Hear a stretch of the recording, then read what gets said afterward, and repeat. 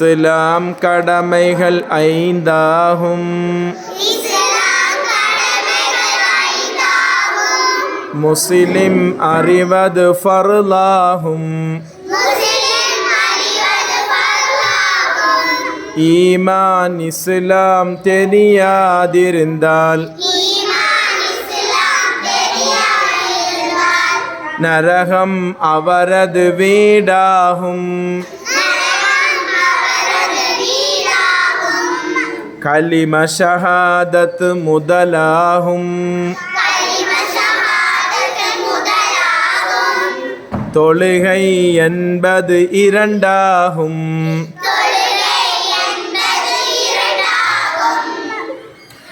ரஹ்மான் தந்த குடையிலிருந்து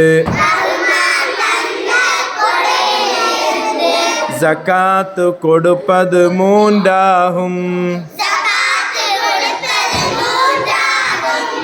ரமலான் நோன்பு நான்காகும்.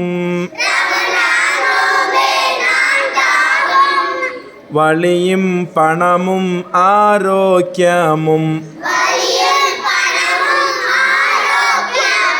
ஹஜ்ஜுல் பைத்தின் ஷர்த்தாகும்.